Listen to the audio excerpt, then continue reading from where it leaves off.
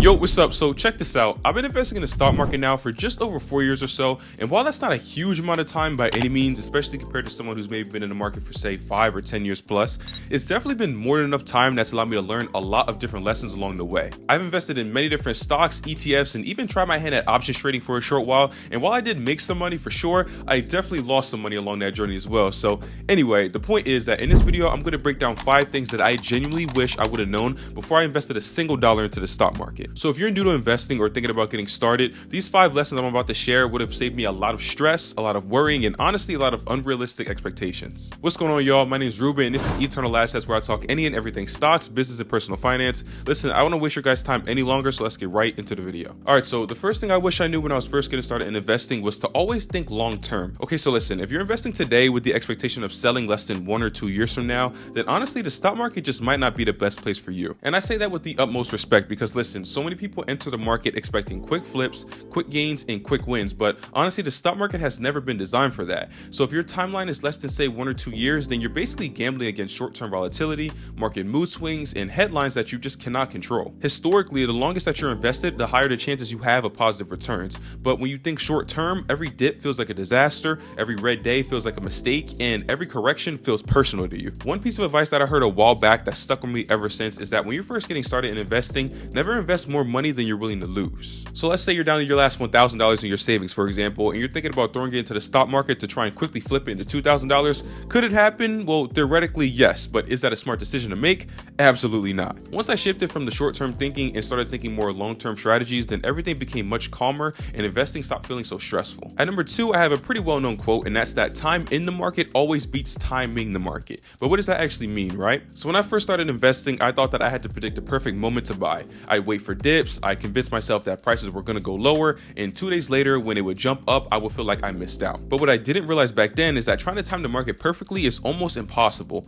Even professional investors with decades of experience get it wrong from time to time. So instead of trying to pick the perfect moment, I wish I had focused more early on buying consistently, buying more regularly, and also simply just letting the market do what it does over time. So listen, if you're going to remember something, remember that consistency wins, patience wins, and the long-term mindset always wins, especially when it comes to investing. And number 3, and this is something I wish somebody drilled into my head when I was first starting off, and that's that at some point some of your positions will be in the red, aka some of the stocks you buy and some of the positions you own will be down at some point. Not maybe, not possibly, but yes, they will be at some point. But here's something I wish I would have known that would have helped me out a lot, and that's that red isn't always a signal to panic, but instead it's usually a time to hold, and many times, even believe it or not, it's a time that you should even buy even more. When a stock or an ETF takes a dip, a lot of beginners may think that I made a mistake, or I should sell before it gets worse, or even that I made the wrong investment. But here's the thing to remember, and that's that dips are normal, corrections are normal, and downturns in the market are normal as well. Even think the strongest companies out there like Apple, Google, Amazon, and the best ETFs as well, they all go through periods when they're going down and they're in the red. And oddly enough, red moments are when the best investors out there stay calm,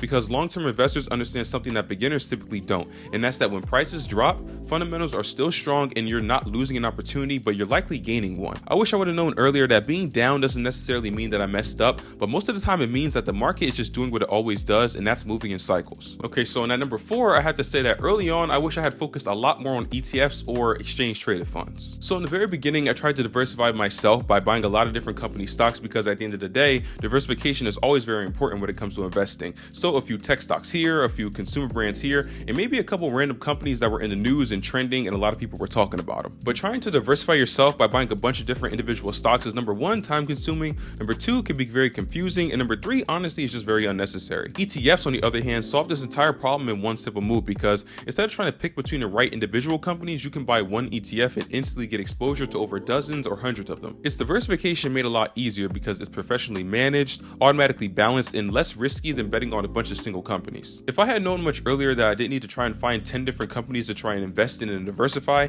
I think this would have made things a lot simpler and also a lot safer. And the last one I got here for you guys, and that's that in the very beginning, I think you should prioritize well-known established companies. Now this is actually something I did pretty well when I first started, but looking back, you can always do better and improve some way. I think I spent a bit too much time trying to pay attention to hype stocks and trending companies and trying to find the next big thing from predictions that were floating around at the time. And while some of these companies do well, don't get me wrong, most of them don't have the track record, stability, and reliability of the more bigger established ones. I'm talking these are the companies that have survived recessions, survived competition, and still produce solid cash flow and growth. Those are the ones that 9 times out of 10 are going to be great for long-term investments. Now the more established companies aren't always going to be the fastest growing, but they're always going to be the most reliable, so they they give your portfolio a stable foundation. So focusing on these more established companies is much better than getting distracted by the more trendy ones that are making a lot of noise. So there you go. Those are 5 things I wish I knew before I first started investing in the stock market. So if you're just starting out, I hope these tips help you avoid some of the mistakes that I made early on. So if you did get some value from this video, make sure you hit the like button, subscribe, and let me know in the comments which lesson hit the hardest for you. I've got more videos on investing and personal finance coming real soon, so I'll see you guys in the next one.